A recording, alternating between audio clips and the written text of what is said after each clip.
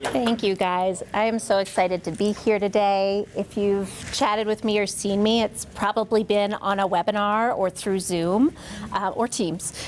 So it's really exciting to be here in person with everybody. So I just wanted to thank you guys for coming out for today's presentation and chat. Oops, I forget I can do this.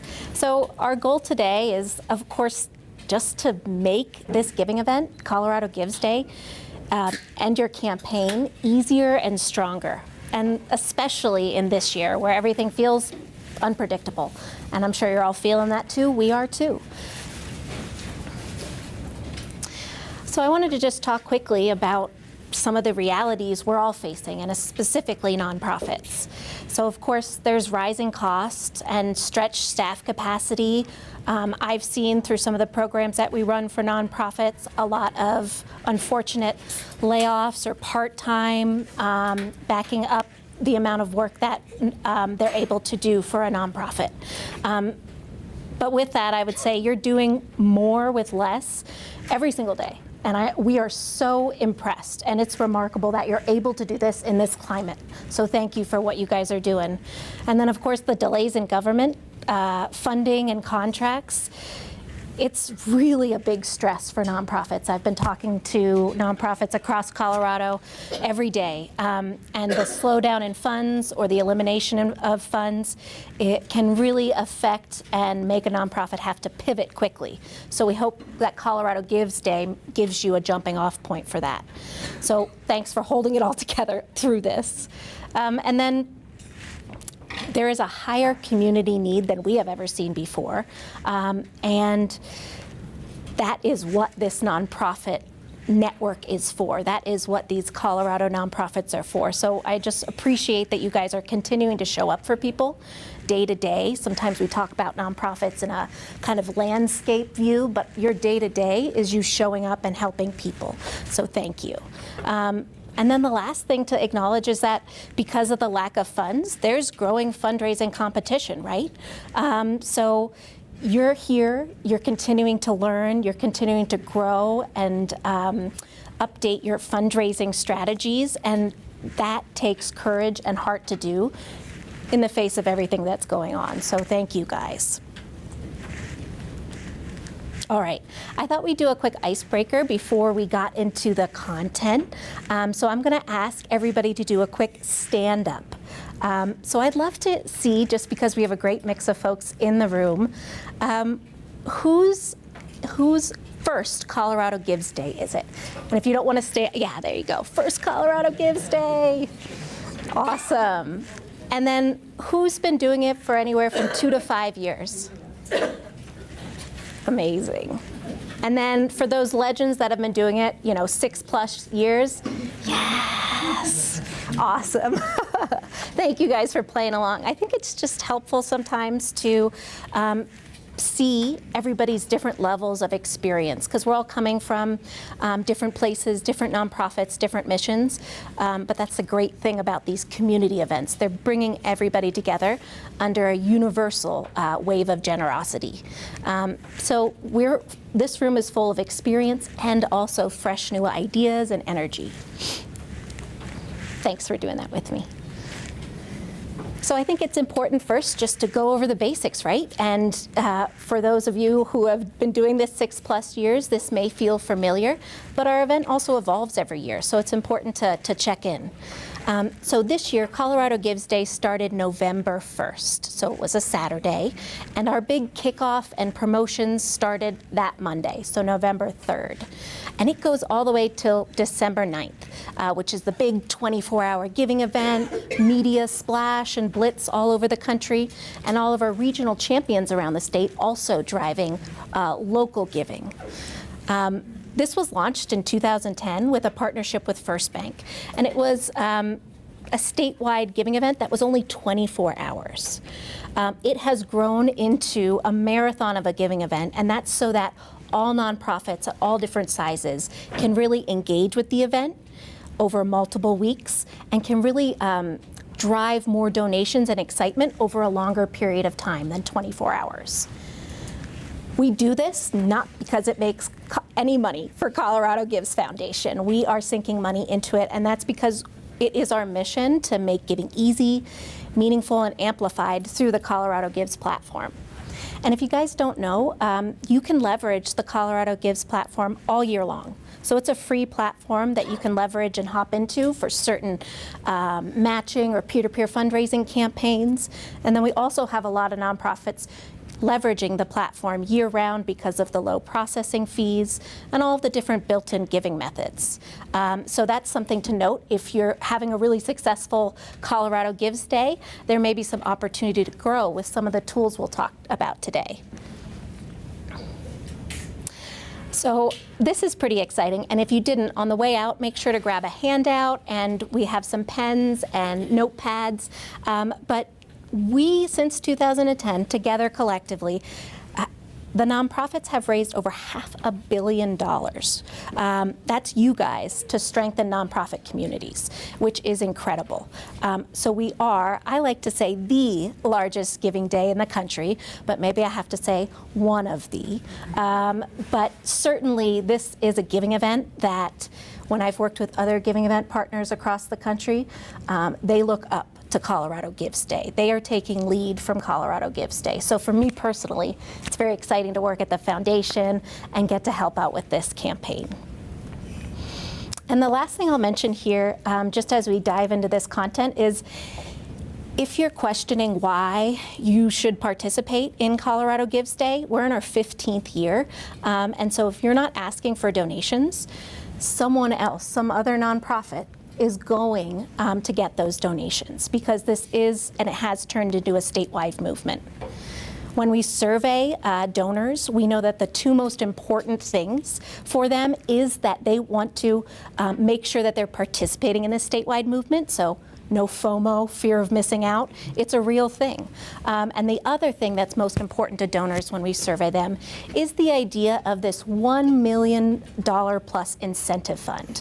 The idea in their head that any donation, any action I make from November 1st through December 9th is going to benefit and going to be maximized. So those two things turned out to be the most important for donors. All right. So I wanted to flash some quick stats at you from 2024 success, specifically 3 that focus around retention and Giving Tuesday. That first one there at the bottom, returning donors. They donated over 80% of the dollars for Colorado Gives Day 2024. And also represented over 60% of the donors. And so a lot of times I start conversations with nonprofits and it's, how can I get new donors? And while that's important, we have to take a step back and work with who we have and what we've got. And that's making sure that your current supporters and donors feel invited to the table as well to give. The average Colorado Gives Day gift from a new donor was $263. Not too bad, right? But returning donors gave on average $724. And so again, I think that indicates to nonprofits where the majority of your time and resources should be spent. That doesn't mean that the new donors aren't as important and need to be cultivated, but sometimes I see that the returning donors are left out or not maximized, even though they've showed you that they care. And the last one here might change or adjust your fundraising schedule for November 1st through December 9th. So this past year on Giving Tuesday, we saw increases in the dollars raised in almost 40%, donors almost 22% more, and donations increased by 44% for nonprofits. That's one day of giving that you guys can leverage to engage with your donors again, and also use that universal message of Giving Tuesday. Is anybody unfamiliar with Giving Tuesday or not used it in your campaign marketing in the past? Great. So Giving Tuesday is a national, and we can even say global giving event. It started at the 32nd Street Y in New York, and now it's become a huge giving day, but also a year-round idea of people being able to give time, donations, volunteerism. And so the value of leveraging Giving Tuesday is that it's a universal understanding and that bigger picture ask. So when you're engaging folks for Giving Tuesday, it's giveoncoloradogives.org for Giving Tuesday in order to reap the benefits of the messaging from this global giving event and also to reap the benefits of all of the incentives and prizes. So pretty exciting stuff, or at least I think it is.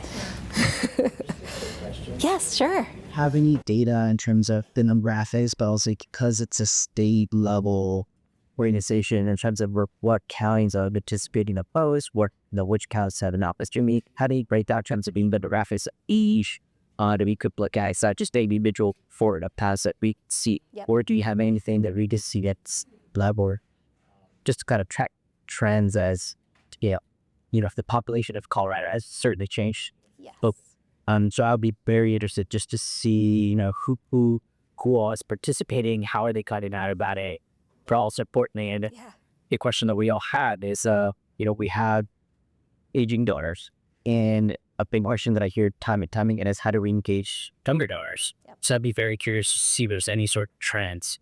I love that. The state level to demographics. I love that, yes. And something that our marketing, go ahead. Is there any way you can speak up just a little tiny bit? Oh, I'm sorry. Is my mic not on? Are we good? Thank you. Okay. Would you also mind repeating his question? Sure. So he was curious about demographics.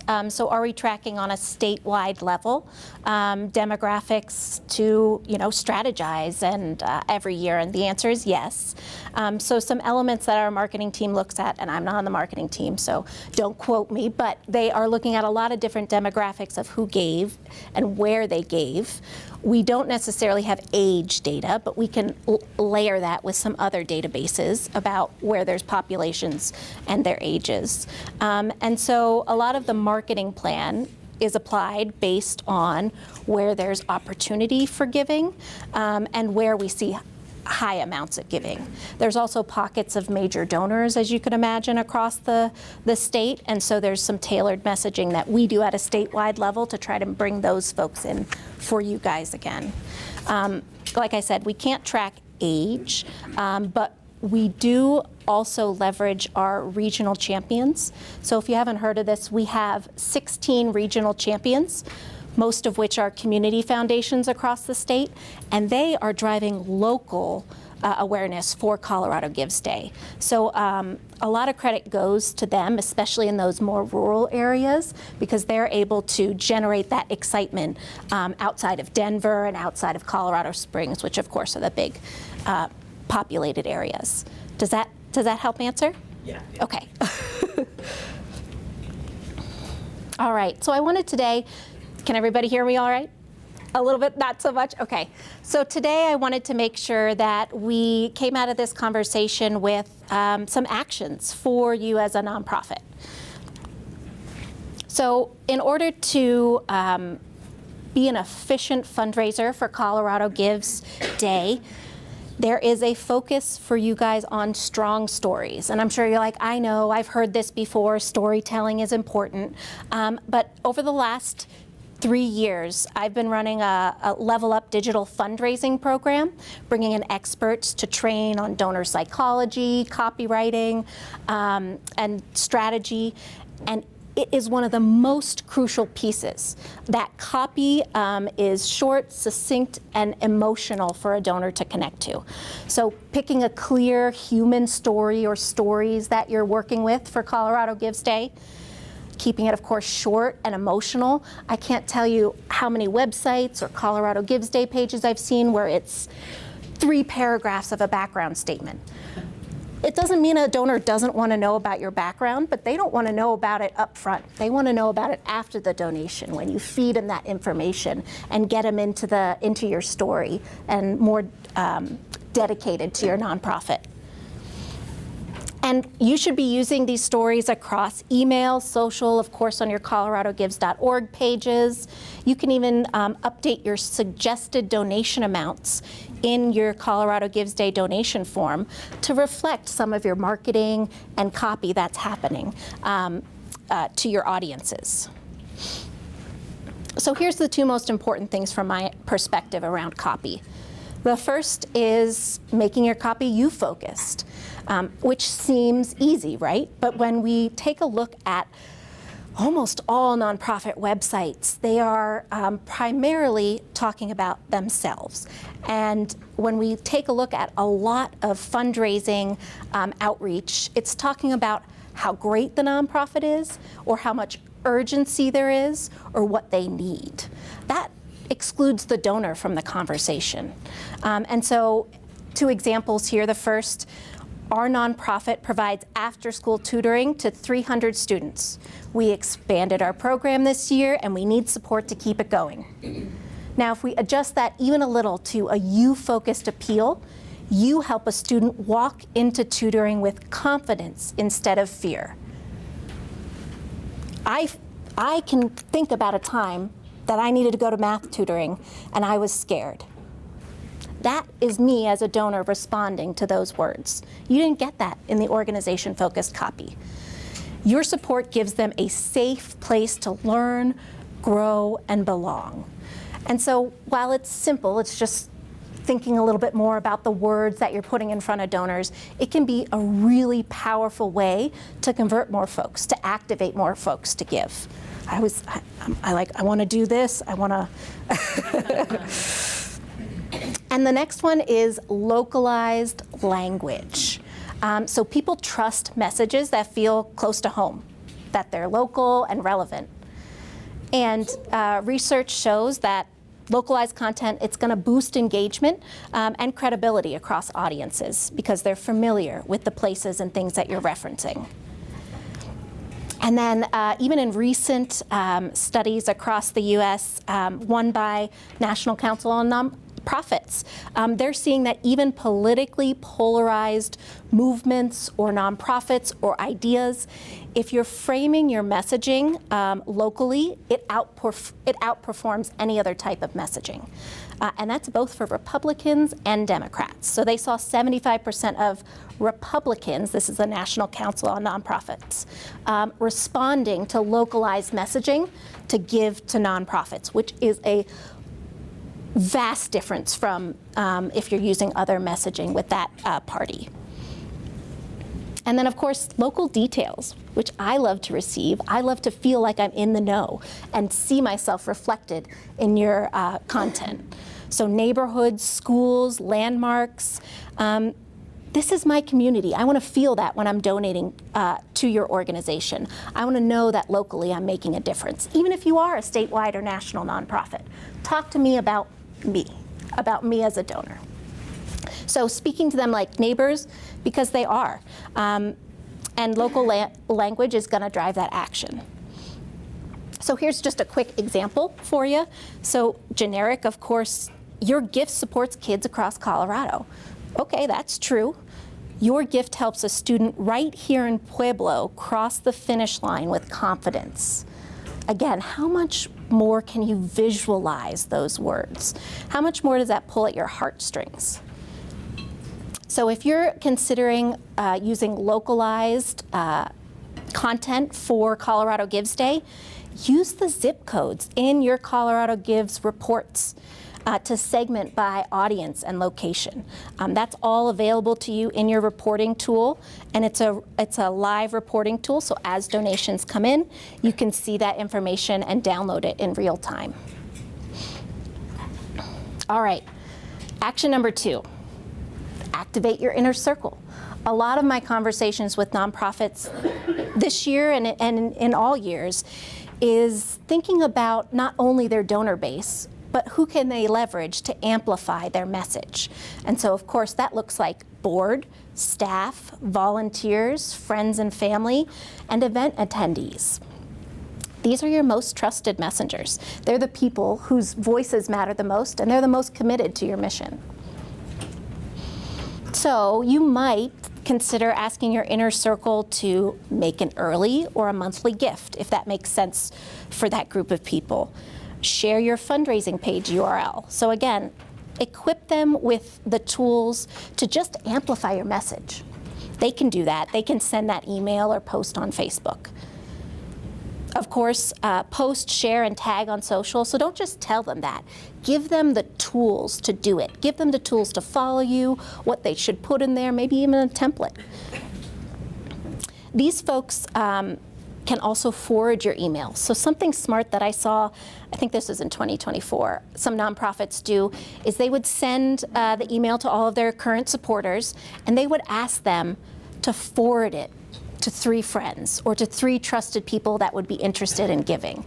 And that tiny action actually allowed them to reach a lot of new donors for Colorado Gives Day. And a big trend that I'm seeing as far as meeting with nonprofits is that they're forgetting about their event attendees. Oftentimes it's because maybe they've had a September or October gala and they don't want to ask them again because they were a major donor or they showed up in a certain way for that gala. When actually those are the most committed folks. Those are the most philanthropic. And so if you're not inviting them to the table for Colorado Gives Day, you better bet they know that Colorado Gives Day exists. So they are going to potentially send their money elsewhere. So make sure that you're inviting everybody that you can to the table. It's about more than donations to amplify your whole campaign. And then I love this quick stat. Each donor call increases likelihood of a gift by 40%. So one thing you might align for your inner circle, your board members, staff, volunteers, is calling donors. How can you enable them with a script to call, leave voicemails, remind those donors that you want to come back? Because that matters, and that's another way that you can leverage your inner circle outside of just giving.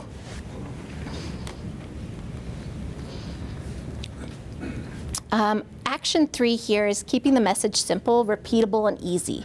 So every message, of course, should be pointing to one action and one URL. Don't give them a bunch of buttons to click on a page, in an email, on social. That's just a best practice. And also rotate what you're asking, right? It shouldn't always be donate, donate, donate. If someone donates, also take them off that list so you're not, bothering them. Are they giving? Are they sharing? Maybe you can ask them to start a fundraiser or set up that monthly gift. And so it keeps your audience from tuning out. So make sure you're creating value in between those donation asks as well. We want you also to consider making it easy to give, which I'm sure you all do. But again, 1 or 2 email messages per week during Colorado Gives Day, which feels like more than you normally would send. But you want these people on the hook and engaged with your campaign and your milestones. Of course, one clear call to action, so give now, share, become a monthly donor. Try not to confuse folks with, you can do this, you can focus on this prize, you can do this. Make sure your emails boil down to one call to action for them in each communication. And then of course, the more repeatable your message is, the easier it is for supporters to share it or tell other people. One thing I always forget is word of mouth, right? I'm all online fundraising, share, post. But word of mouth is just as important. So there might be some ways you can bring folks together to just talk about Colorado Gives Day and how they might get involved. And then as I had mentioned, pre-written posts, graphics, email language, all of that you can pull from the Colorado Gives Day toolkit. Okay, and we talked about this a little, but just want to remind you that from my perspective, one of the biggest levers you can pull is prioritizing retention this year. So taking the donors that you already have and engaging them in ways that can amplify your campaign and ideally invite them to step up in a bigger way than they did last year. So I guess with retention, we are pretty familiar with some of these facts. Nationally, 45% or 35% to 40% is the average for retention, meaning 65% of nonprofits are losing their donors. We see that on coloradogives.org as well. So we want to help you to fix that. You might also consider, just like we had mentioned earlier, it costs 5 times more to acquire a new donor rather than retain one. And if you have new donors from 2024, you want them coming back because they are giving 42% more than a new donor. Last one, setting clear public goals, which again, it sounds like simple, right? Set the goals, but it is something that's going to fully structure your campaign, setting internal goals for your nonprofit, setting public goals that you're going to be communicating with your supporters and audience. Organizations with written goals raise 47% more. I thought that was so fascinating. Just writing it down, just having a plan is going to make you raise more. So setting some goals can look like a goal donors can see, so updating the metrics on your organization page on Colorado Gives. Sharing the updates, so progress is going to drive that participation, and then using those milestones. Maybe it's your 25% there, or maybe it's we need 300 more donors to hit our goal. Whatever that looks like, make sure you're communicating it and taking folks along that journey with you. The clear goal is going to help answer the question for the donor, how can I help? When people see the finish line, they're more likely to join the race, and they're more likely also to give again. So don't discount people who've already given. Those type A people that gave, yesterday and that's it, that's all they're going to do, invite them back in, because if you're communicating with them correctly, you can inspire additional gifts. Okay, so that was my 5 tips. I wanted to stop because I wanted to answer, Christian, your question. You had said around the demographics that you were curious about older versus younger donors. So I think that's something that I could totally have added into this presentation. When you're considering the aging population, of course, there's still some hard copy or physical mail that's going out, and that's still going to be relevant. If you can partner with radio stations, a large percentage of elderly folks are still listening to radio, engaging with radio or physical newspaper print. But the number one thing that I focus on if a nonprofit has a lot of aging donors is IRAs, donor advised funds, wires, and stocks, specifically IRAs and donor advised funds. So people of that 65 plus era, not all of course, but many of them are going to be in a position to donate maybe with cash or maybe with an alternative like an IRA or a donor advised fund. So that's all built into Colorado Gives now. We did that September of last year, and we're seeing an incredible amount of these types of gifts come through. So that could be leveraged for Colorado Gives Day or end of year giving, but that's probably how I would at least start the conversation with the aging population. And then you would also mention how would we engage younger donors. I think the 2 things that you would be leveraging for Colorado Gives Day to engage younger donors is the $250K recurring gift match. So I'm a younger donor. I don't have $300 to give your nonprofit, but I do have $25 a month to give you. And so that's an easier bridge or hurdle for a younger donor to get over to give monthly. And the other thing that I've seen work really well with younger donors, outside of them just giving a gift, is peer-to-peer fundraising. So every younger person knows how to use their phone, knows how to use the internet, knows how to create a page. And so Colorado Gives allows you to activate and allow individuals to create fundraisers connected to your organization. So I would say that would be another big ticket item to offer anybody who's younger. I have a comment. Yeah. Follow-up question. Sure. My comment is, so I'm a younger donor, Saholder DAFLA. I still have another 35 years to hit that holder age. Yep. So when we look at DAFs, I also challenge folks to look at I love that. donor folks, Yeah. say, hey, one of the great things about being a younger DAF donor is that sometimes you think, yeah, you know what, I might not be able to bequest anything, but if I put a little bit of money into the side, and that thing grows in interest, right? So Yeah. now I can really multiply the impact that I would have otherwise. Yeah. I do think that younger donors are starting to become aware of that. Yes. So I would challenge that narrative that DAF holders are only able votes. The I like other follow-up question that I would have was when you mentioned that you also see that 65% of donors not being recurring donors, in your platform, because what's great about Colorado Gives is that you guys really do have a statewide view.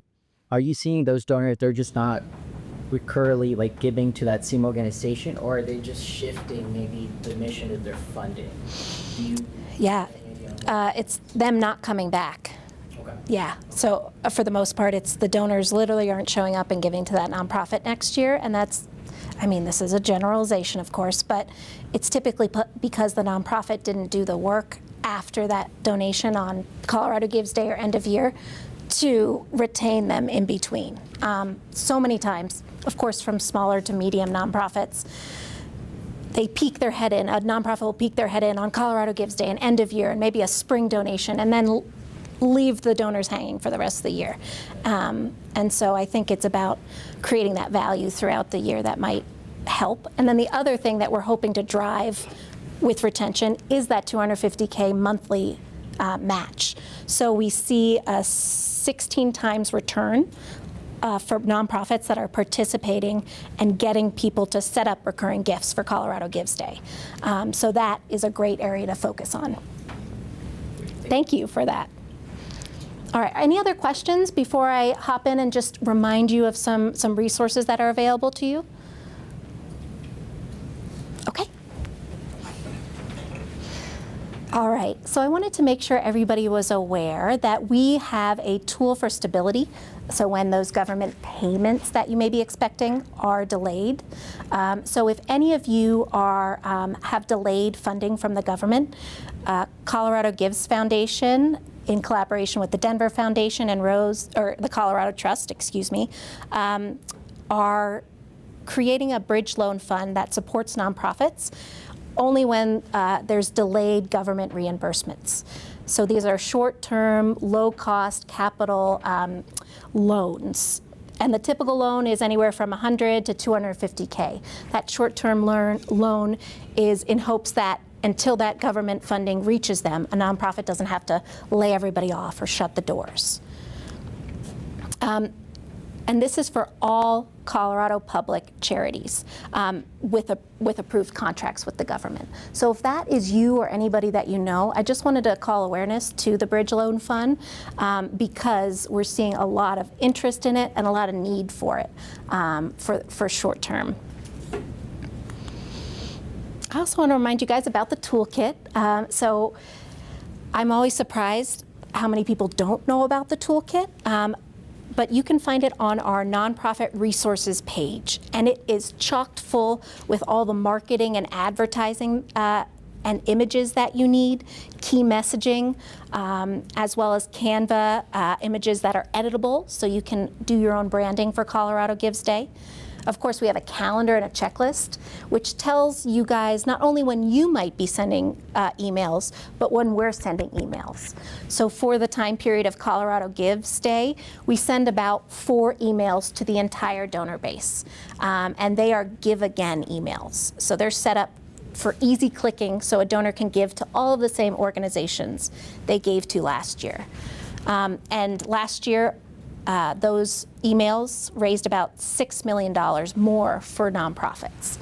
So anyway, the calendar is a great reference just to see what's going on.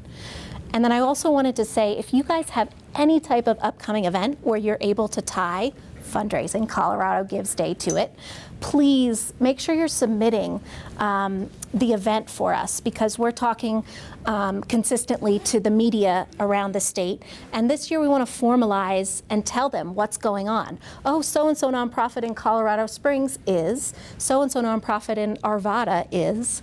And so again, if you have any events, we'd love to hear from you so we can formally share that information with the media.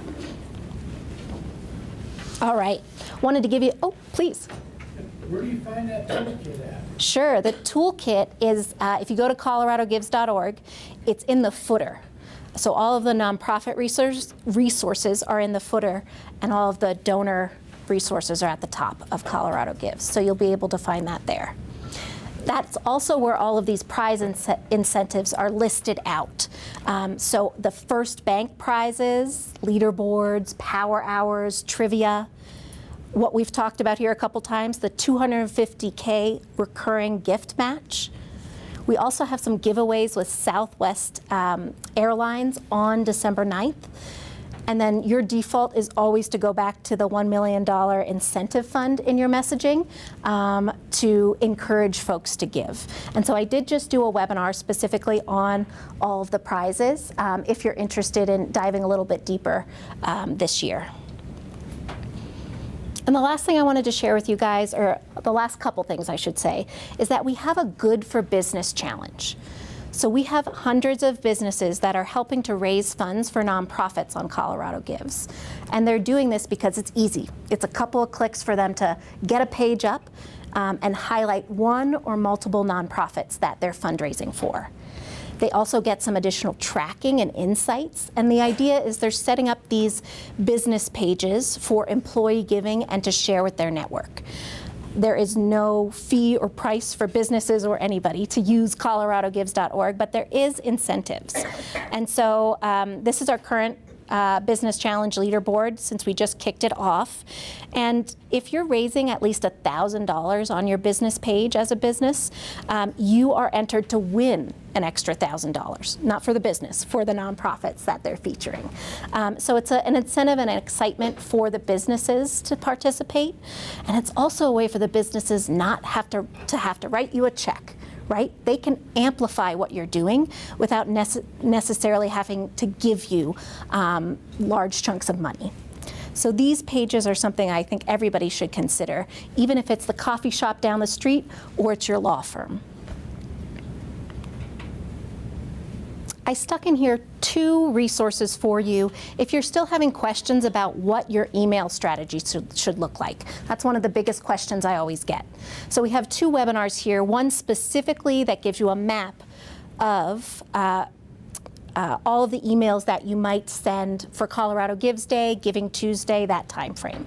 We also have a webinar specifically mapping out how you might engage with end-of-year supporters. And this is all Colorado Gives Day focused, so it will be relevant for this time period. If you want to take a peek at the calendar, I put it in here. When we take a look at December, you can see how packed it is. That first week of December, we have the Trivia Week. So these are prizes where a donor doesn't have to donate. They just have to answer fun questions. Trivia is 2 questions a day for 5 days, and you get to win an extra $1,000 if you win, if your donor correctly answers the question. All right. If you're considering additional tools for Colorado Gives Day this year, the 3 that we see drive the most extra donations are the embeddable donation form. So Colorado Gives has the opportunity for you to embed donation forms on your website, which means you don't have to send people to a Colorado Gives URL. You keep them on their website for easy donating, and that's training your nonprofits to stay where you want them to stay, which is on your website. It's $19 a month, so a lot of nonprofits opt in just for this time period for Colorado Gives Day.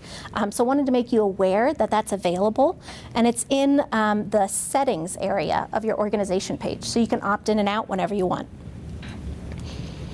The next is matching grants. So if you, well, let me ask, has anybody identified a matching grant for Colorado Gives Day? You have. Can you tell us a little bit about it? We just have a long history of donors who love to provide donations that are matched for Colorado Gives. It's just, there's a couple that really like it. And so one of the individuals who's donated to us in the past just said again that they want to make sure that this is a match for Colorado Gives Day. Awesome. Jeremy, would you immediate yet again? That's amazing. Quick, we just found out. Well, that's great. And are you setting, obviously the power of a matching grant is ultimately in your marketing, right? Getting everybody excited. Are you choosing to set up a matching grant visual on your Colorado Gives page? I believe so. Awesome. Technically, I wouldn't know because I just saw this morning. But I'm pretty darn But sure. probably. Well, great. And that's a great way visually to confirm that the match is available. And the match allows you donors to get to you quicker from the search. So there's a lot of benefits to setting up a match for Colorado Gives Day.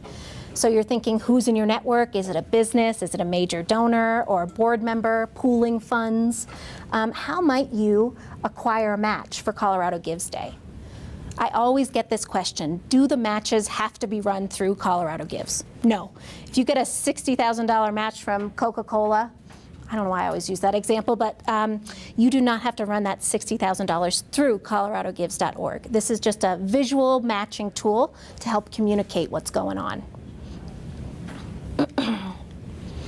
All right, and the last one here is fundraising. So we just talked a little bit about this when we're engaging younger versus potentially older donors.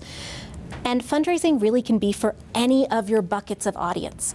Board members, staff and volunteer, program participants, program alumni, friends and family, event attendees, other businesses with the Business Challenge, and anybody else you think has a great network to amplify your messaging. So a lot of these people, especially ones like staff and volunteers, you don't want to ask them to give. They already give their time and love, but they can create a fundraiser page and talk about why they love your organization and ask their friends and family to give. So that is a great way to enable your inner network. I just wanted to stick a quick screenshot on here. So on your organization page, you have a fundraise button. Anybody can click that to create a fundraiser connected to your organization. You can also copy that fundraising link and send it in emails and social. That's your unique link for people to create a fundraiser connected to your page.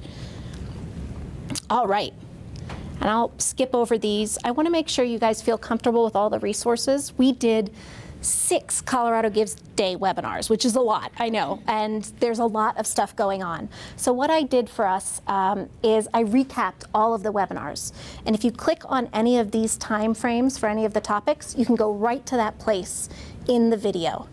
So I have webinar 1 through 5 here, and make sure to check it out, because there might be a couple of little topics that you can click into and in a couple minutes get your questions answered. So I'll hop through these. And I'll pause now because I want to make sure you guys have times for questions, any questions that you have about your specific campaign, prizes, Colorado Gives Day, anything like that. Thank you guys.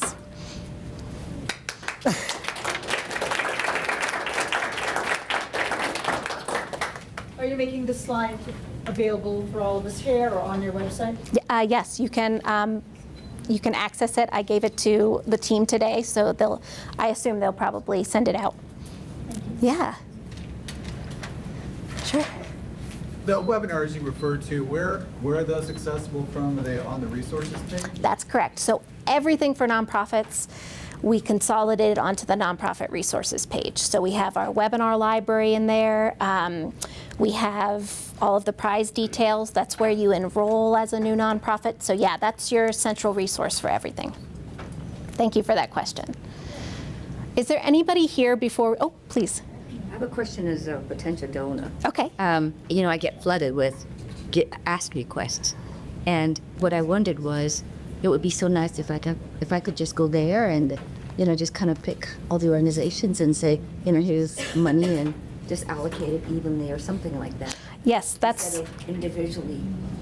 exactly. That's one of the huge benefits for donors for Colorado Gives Day and for all year long, is that they can go and use a shopping cart feature just like Amazon and check out with multiple donations in their cart. So it will streamline that for donors, definitely. And that's a great message for Colorado Gives Day, but I also think for end of year.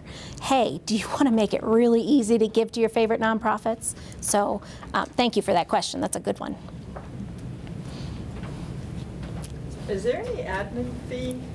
Nope. Nope. No fee. The only fees you might incur are optional. So we have that embeddable form for $19.